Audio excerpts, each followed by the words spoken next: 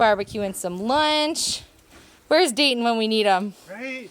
He shouldn't go to school. He should just be our professional chef. I've always said, if one day we ever like somehow, you know, found a pot of gold, you know, buried under the woods somewhere and we never had to do anything ever again, I would hire a personal chef. But what was I thinking? I raised one. You just made one. I just made one. Way easier than digging for gold. Yeah. I find myself cooking like Dayton. Like I'm putting the sauce on and now I'm like making sure. You got competition. Yeah. Oh yeah. We are making some lunch. We just did all of the animal chores. Horses are in the paddock and we're about to work on something we've been putting off for about 3 weeks because the weather has been so crummy. And we are gorgeous. Fingers crossed praying that this weekend we have nice weather so we can finish the paddock for the horses. That is a huge goal we're trying to get done.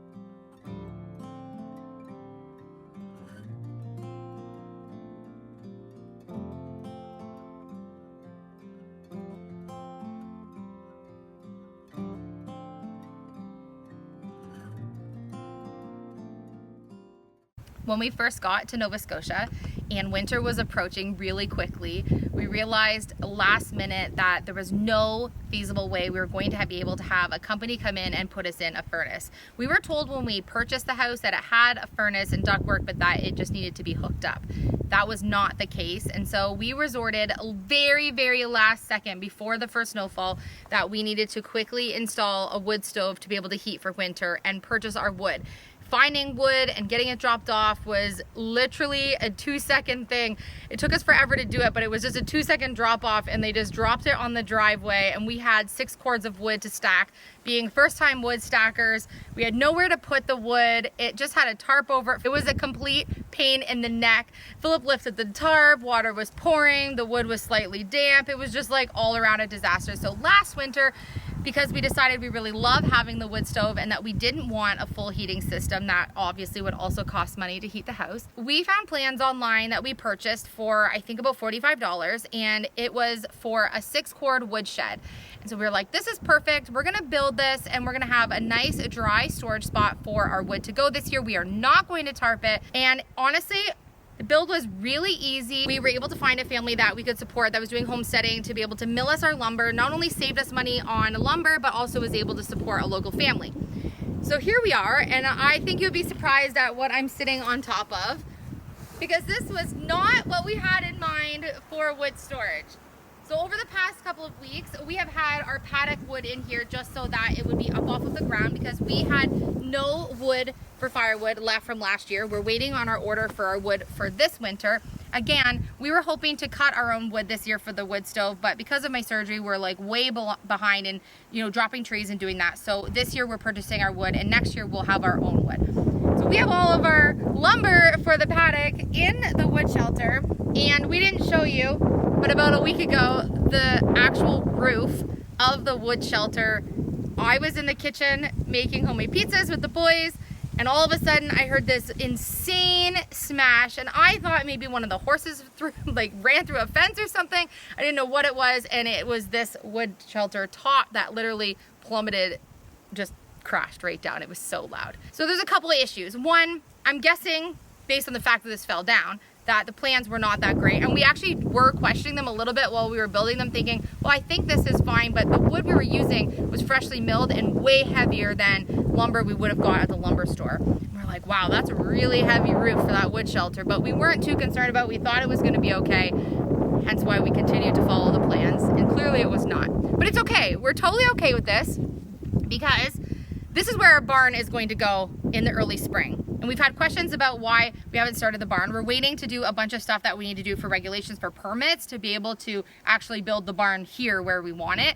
And so this cannot be here for us to have our preliminary inspections like probably in March, which means we can't put all of our wood for winter in this wood shelter this year anyways, because if we have any left, this will have to get moved when it's still really cold and like snowy and winter here in March for us, and we'll have to move absolutely everything. So maybe it's a blessing in disguise. I always say everything happens for a reason, so we're just gonna say that like this roof fell for a reason, but as soon as it fell, we knew what we were gonna do with the wood shelter so that we don't waste all of the lumber. Okay, so we knew that these were the faulty corners in the design. We were wondering why they just wanted us to lag bolt them in, because when we were doing it, we were saying to ourselves, well, we get way too much snow, and last year, the big snowfall that we had, I think there's footage of it, how much was on it after that snowfall. The whole side of the building on this side dropped about a foot on the back right. So we knew that it was gonna go, and I could have fixed it, and I could have rectified it, but we knew it was gonna go. We made it off limits for the kids, so no one got hurt. We just kept the animals away from it, and then it didn't even happen in the storm. It happened a few weeks ago, and it just literally fell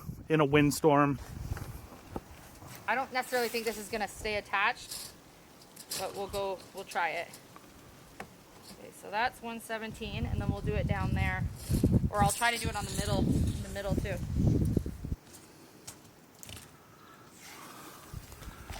Hey, are you afraid of heights right now? Like, technically, you're on the roof. This is my best kind of roof.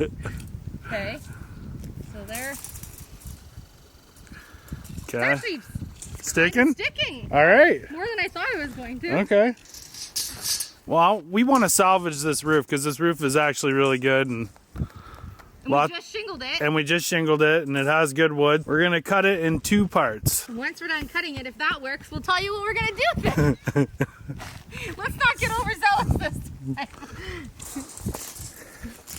Don't fall in a hole.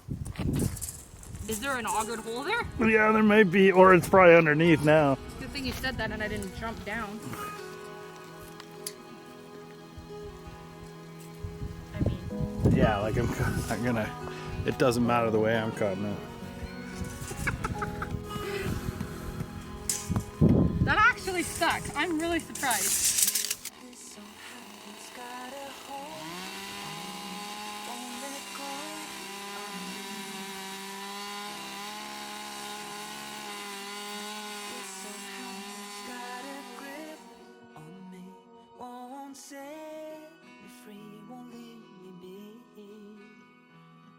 Shake it, I can't break it, I can't get away from you, you pull me in. I can't shake it, I can't break it, I can't get away from you, you pull me in. So all of the wood that's in here right now, all of this was milled by a local mill, and it's really dry, so it's perfect for us. And it's going on all of the slats that you see.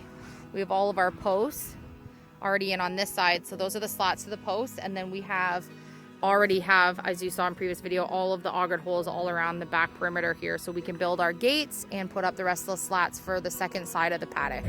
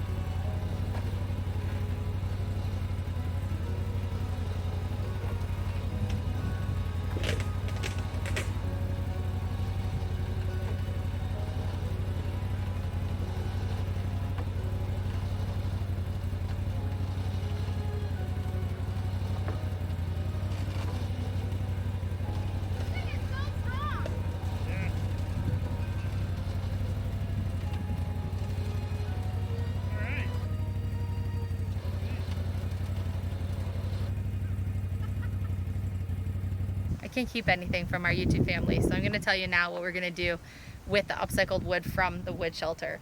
We've had 100,000 million trillion comments about where are your chickens, ducks, and turkeys, and why haven't you shown them, and how are they doing, and all of the questions about them, and they're all doing fantastic. But currently they are up for eviction because they are in my greenhouse, my beautiful built greenhouse. Because we didn't do our garden this year because of my surgery, we are like just not destined to have a greenhouse, because last year Philip broke his foot at the exact same time that I went in for surgery this year, and our garden has not happened. So next year, our #1 goal for 2024 is to have a large vegetable garden and make use of the greenhouse, which means that we obviously want the animals to have their own space and their own coops, and we are ready to start working on that. So we have divided off 2 other sections beside our horse paddock here. That will be 1 paddock spot that will be for chickens and ducks, and 1 that will be for our red bourbon turkeys. And so we're going to upcycle all of the wood for this, roof, base, all of the scraps that we're going to have from it, to be able to get started on our coops. We're going to have to buy some other milled lumber to be able to finish them, but this will give us a good head start. And so we're going to try to decide exactly where in the areas that these creatures are going to go are the coops going to go, so we know what size we're going to build them. We're kind of winging it with like the space that we have while we finish these sort of areas here. But we have to make use of this because it can't be there once the barn comes, and we don't want to waste any of the wood that we already purchased. So that's the way we're going to do it. And I'm excited to have turkeys, ducks, and chickens where we can see them more, because right now in the greenhouse, that on that side of the property, it's not really where we are all the time. We're always on this side of the property. So this area here, these posts here go around the back, and there'll be a gate going to our trail that we walk through with the horses to go trail walking with them. But this whole area here, this is going to be a gate to get into the turkey area. And there's posts along the back there too, so it'll be quite large.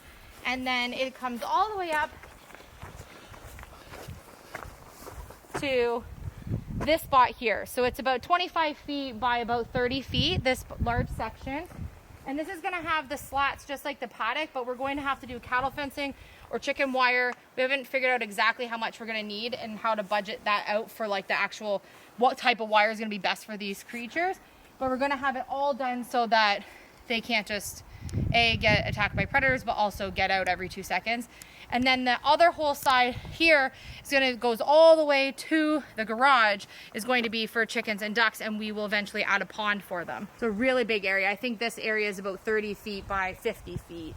It's a really large area for the chickens and ducks. So these more like bush-like trees on the bottom here, they need to go because they are just always filled with bugs, and they're going to be in the way for giving a lot of ground to where the turkeys are going to go. Once we get those out, we can kind of see where is their coop going to go and how much space we have between all these other larger trees. Full stop. Can't believe I live in your thoughts. I think about you all the time, morning, evening, and midnight. Such a wonderful delight. Forgo, give up everything that I own. Yeah, I'd give it all up now just to be with you somehow. Unexpected love was found.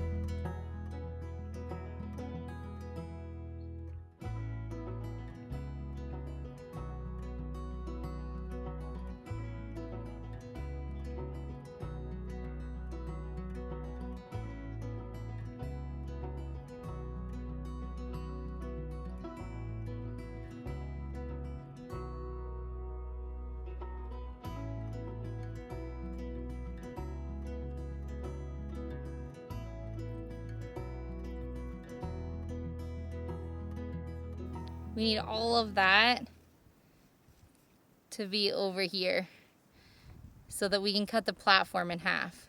Philip put some logs down on the ground so that the wood, even just for a couple days this week before we get to the paddock, that it's not getting soggy.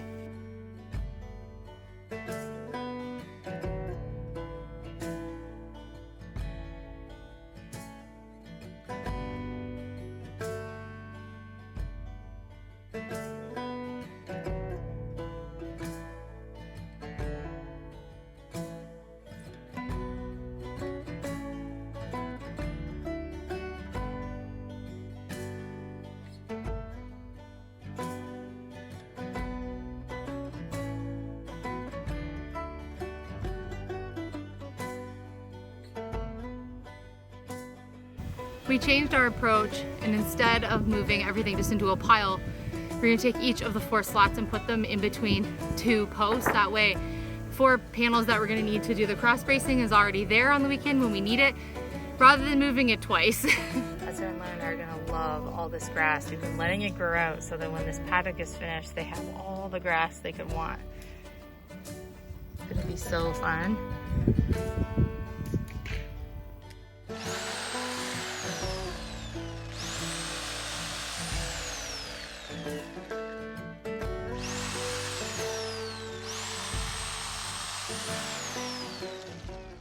That's so much easier than using the clippers.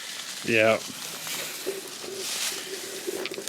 So my thought is the trees that are already bare on the bottoms, I'm gonna clear them so they're sort of like little umbrella canopies for the turkeys. But the trees that are looking nice and full, like that one right to the ground, I'm not gonna trim that one up. But I think they're gonna want some more like ground walking space, right?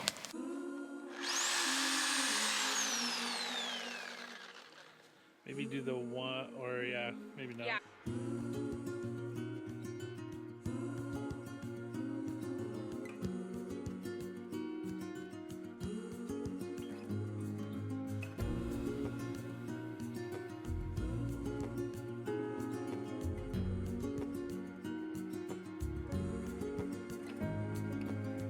See the ocean, how it sways in the sun.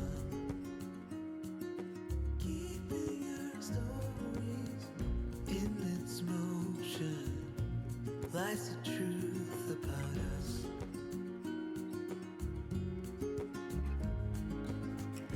Things time will tell, we might never know. That looks so good. Before it all begins. I think it will look better when I'm done. Send me your songs of tomorrow. I'm dying to know it all. Stories of joy and of sorrow. I'm dying to know. Every time I leave and I come back, it looks even better.